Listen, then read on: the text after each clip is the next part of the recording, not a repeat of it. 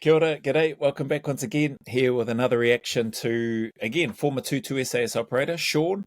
I think he's on the All on Black podcast. I forget the name, or I don't know the name of the host for this show. But this particular operator, Sean, former 2-2 operator, gets hit by a Russian tank round and lives. So this is part 3 of my reaction, so let's jump back in.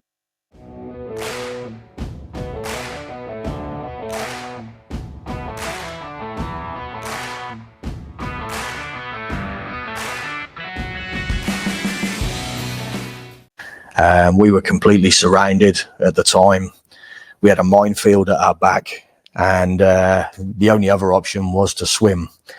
And in black team at the time, there were 2 guys that could not swim. And I'm like, well, 3 if you included me, because I had a fucked arm. So I'm like, right, everyone in the boat, stay quiet. And then one of the Kiwis looks up and he's like, is that a drone? And I think somebody else goes, yeah, I think it is. Soon after that, the entire universe kind of implodes on us, and we're getting rounds land in, well, pretty much every direction, all around us. All I remember is one of the lads that couldn't swim just looks at me and goes, please don't let me go in the water. I was like that. Yeah, and I'm thinking, no, so everything's all right. And I'm thinking, please don't let me go in the water, because I'm effed as well. But we get back probably about 25 yards away from the embarkation. I can only imagine how terrifying that must feel or be for somebody that can't swim, not expecting to be in the Ukraine and be in the water at all, then getting bombed, and just the dread. I know of some people that their absolute worst fear is drowning, and so hearing him say that about one of these guys who couldn't swim, said please don't let me go in the water. No, I can't even imagine what must be going through his head, and how he must be feeling at that time. It's people that I know that just have a genuine and massive fear of drowning. They struggle, just like I am. They struggle to find the words to try to articulate and explain just what is going on, and they just, they dread it. So, what a crazy situation to be in. Point, which was where we were headed. The engine jacks, so just dies. A couple of lads kind of pop over and swim us in. We're under fire again. Mortars and artillery. So get the lads up, get them in a basement. You can see and hear enemy drones. Some of them actually smack into trees and crash on the ground. It got quite bad. So, we told some of the boys, like, go, get out, get back to the kind of safe house, which they did. We must have been there probably about 40 odd minutes. Can't hear any boats, can't see anyone, like, waiting. Let's go down and have a look. So we walked down to the riverbank, and the next thing I know, one of the boys has got the boat driver by the scruff of the neck, pulls him out of the bush and goes, what the fuck are you doing here? The guy starts babbling in Ukrainian, so the guy just points a rifle in his chest and he's like, you go back down there. He goes, if you come back with an empty boat, I will shoot you. So the guy's like, yep, in his boat. He jumps, he goes off down the river. We never see him again. I don't know where he ended up, whether he sunk, whether he was hit by mortars and artillery, or if he's still with us. But we sit, we wait for ages. We eventually kind of get to that stage where we're like, we got nothing left, like, don't know where anyone is. So we pull back, we pull all the way back to the safe house, and had to kind of stop 2 of the boys doing something unseemly to the guy that was commanding the operation, who I think we woke up he was getting his head down at that stage. We're like, right, fuck you, and we're going. So we jump back in the vehicle, drive back towards the embarkation point, and find the majority of, I can't remember, Alpha team, absolutely piss wrapped. They'd swum back and said the other team was kind of swimming back as well. So yeah, I think it was by the next morning, everybody was back in the safe house, which, yeah, that was a little exciting. So that was, to say the least. Man, listening to him retell these experiences that they've been through, they are hectic as.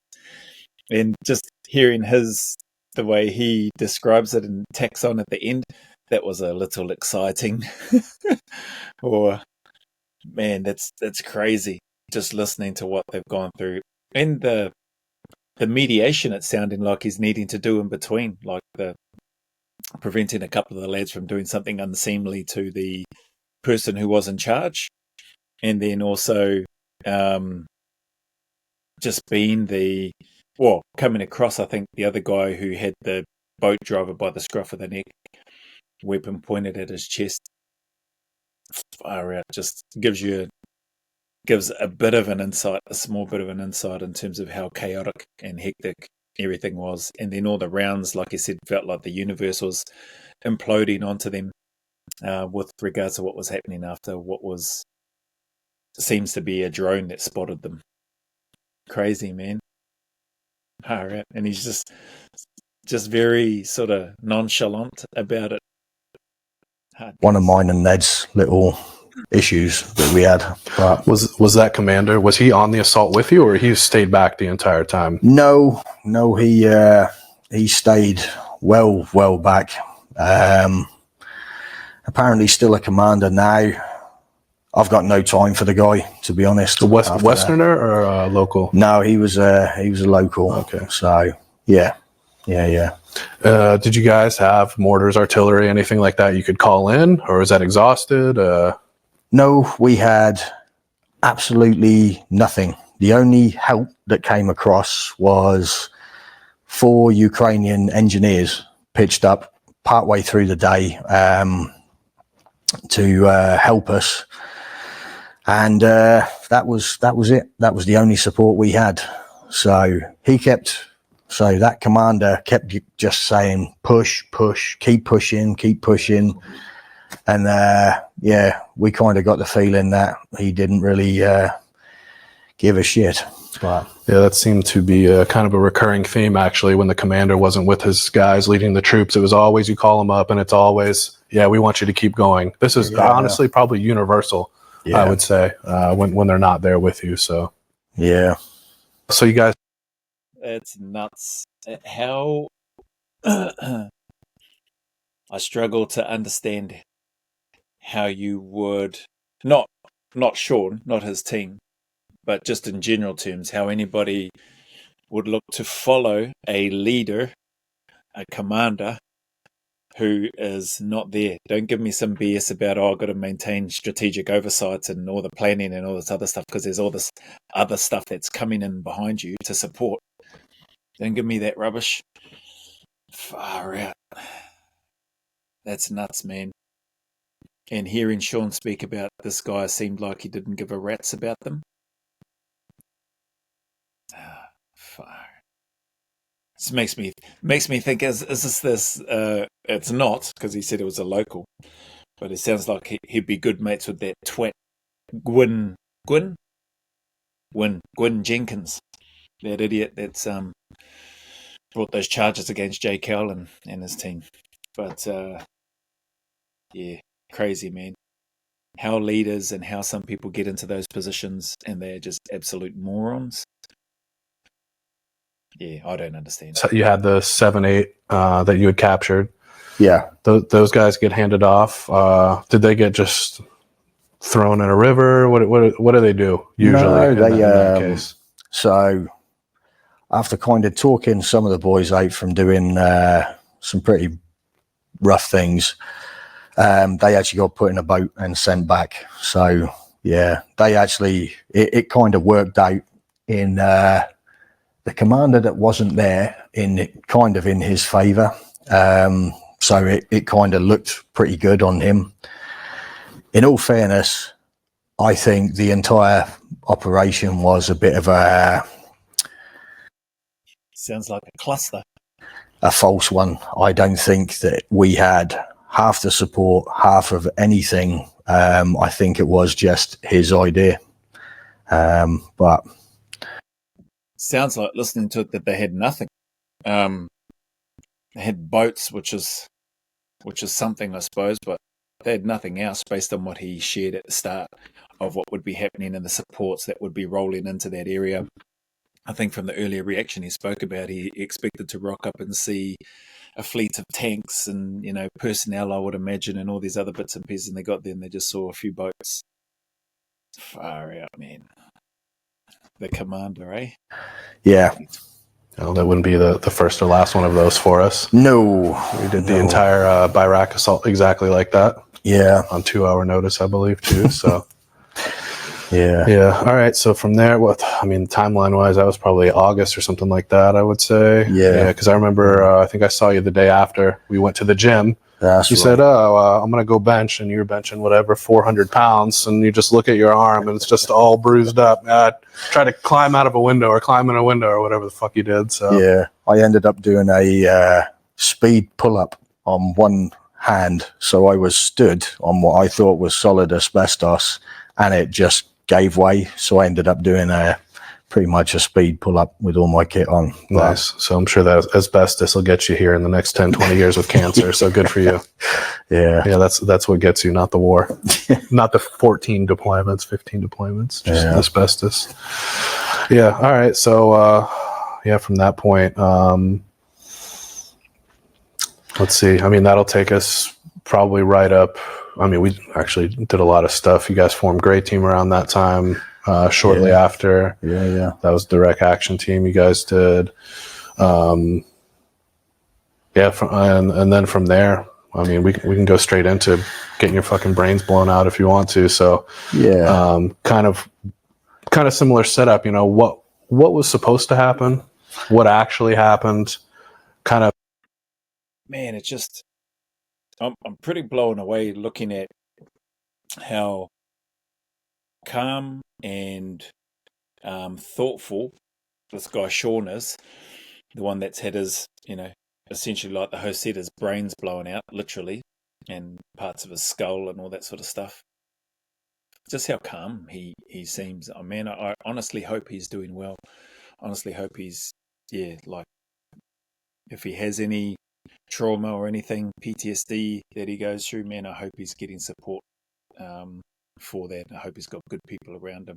Clearly, he's resilient himself, self-reliant and resilient by the sounds of things, and able to just move along. Seems to have a good attitude in terms of his descriptions of the experiences, chaotic, hectic experiences that he's been through and what he's seen. Not just in Ukraine, but I'm assuming all his time in the military prior to that as well. So just because we don't always see them, we don't always see the, we don't always see the scars and the burdens that people are carrying. And I just hope he's doing really well and getting whatever support he needs. Be cool if Big Phil Campion brings him onto the Force Radio, Force TV podcast and interviews him here. I wonder if Big Phil knew him or if they know each other. But just genuinely hope this fella is going well. Anyway, let's get back to the aftermath of that as well. So kind of, if you want to talk about what was supposed to happen, on this. So we got called from another job, called kind of forward, had no idea what was happening. Kind of got there, and then we realized, actually, look, there are 9 Ukrainians. They are stuck in a basement. The 4-story kind of building that was above them, so 1 underground, 3 above ground, was full of Russians, and they wanted them out.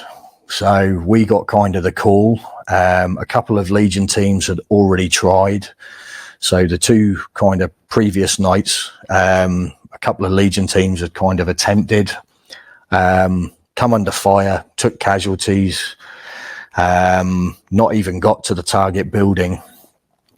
So we kind of got the call. I think all up, there were 40 guys, and this was on the outskirts of a much bigger urban area. The Russians were in full assault, and this place had been overrun, and there were 9 Ukrainian survivors stuck in this basement. They wanted them back, so it must have been somebody's son or heir, and they were willing to sacrifice 40 guys. And they were like, "You all right leading this?" And I was like, "Well, I don't know where it is, but okay, I'll lead the assault bit." So they were kind of happy with that. I spoke to a couple of the TLs that had kind of attempted before, just said, "Which way did you go? What actually happened?" And they said they had tried to move twice down a strip woods that led to a row of buildings. The strip woods was on the edge of a rail track, and it was surrounded by kind of open fields, a bit of rail infrastructure, and these kind of strip woods. And the team the night before ours, one of their guys stepped on a mine, came under fire. They took casualties and extracted in a bit of a shit show. So I kind of mulled all this over, and I'm like, right, some of our guys don't have night vision. So the strip woods is kind of out. You don't know what kind of mines or Russian positions are kind of in that strip woods. So that rules that out. Also, darkness is out because some of our guys didn't have nods. So that kind of left us with a limited approach.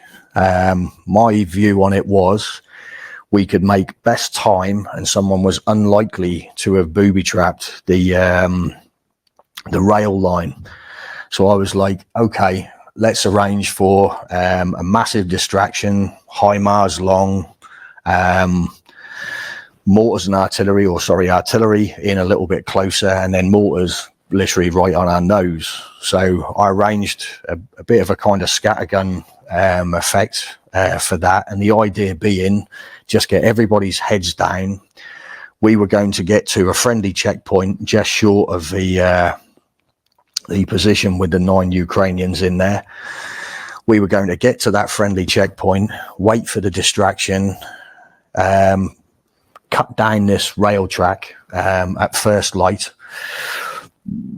get to the building with the Ukrainians in it, hit it with every rocket and missile that we could, forge forward, punch in, clear to the basement, get the lads out, and throw them back down the line. To say it didn't go that way is probably a bit of an understatement. So all the distraction, everything went perfect. We had an old Ukrainian sentry that had actually...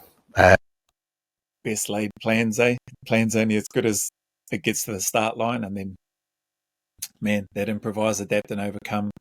People may not like hearing it, but it's just one of those things that's critical. It's imperative to operations in general. It doesn't even need to be SF. It could be same in sports, same in anything, right? You go out with a plan, and it's good to have a plan, don't get me wrong, but man, when things turn to custard, you need to, and you want to be able to adapt on the fly. I love just listening to him, how he's trying to get as much intelligence and information as he could from the previous TLs or the previous team leaders that had gone in before to try to get to these 9 surviving Ukrainian, Ukrainian, I think, are they hostages or are they just surviving in the basement? Whatever it is, anyway, there's 9 Ukrainians that they're trying to get out, getting as much information, talking about the strip line and all that stuff, and things being ruled out. The team, not everybody having nods or NVGs, and then coming up with a you know, listening to it sounds like a great idea in terms of the distractions, the cover that it would give them, getting everybody's heads down so that they can then punch and hook around and then get into the building. But as he said, to say that that plan didn't go as scheduled or as thought would be an understatement. And now we're going to hear a bit more about it, but it's so good that he's still here and able to share this experience or one of these experiences. Had done sentry duty in that building, knew exactly which one it was. His job was to get us to gap in the fence and literally give us that. I was just fanning the guys out, so just kind of putting people in position when Russian come running out of the building, probably 20 yards in front of us. And he came out with a red flare in his hands, hit the red flare. Looking back, I think that was probably a warning that enemy is either right there or, in that vicinity. We engaged him, so 8 or 9 guys opened fire on him, including a GPMG gunner. You could see dust kind of popping off his uniform. He turned around and actually made it back into the building, probably died very soon after. We immediately came under fire from a number of different sort of positions.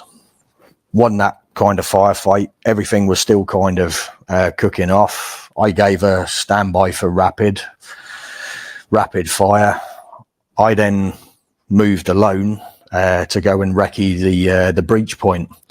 So reached the target building. You could see the walls were very broken. You could see through some of them. So I kind of raised my rifle, have a quick peep around the corner, and came pretty much nose to nose with a Russian. Took care of him, put him down, stepped back out of the way. 66 kind of came through that doorway. Everybody kind of fired loads of missiles, load of small arms. I gave need 3 call, got 3 guys. I goes, right, we're going in there, the doorway. By that stage, part of the floor above had fallen into the doorway, and it was going to take us a good 8 or 9 seconds to kind of get over that. So I began to pie, and just as I kind of stepped around the corner, there was another Russian stood right where his mate had just died, with his weapon raised. He splintered all the door frame. I put him down, was still under fire from further back in the building, stepped back out of the way. There was then a shout of grenade. So we then started getting pummeled with grenades out of the top floor. And that's kind of how that assault ended, pretty much grenade after grenade after grenade.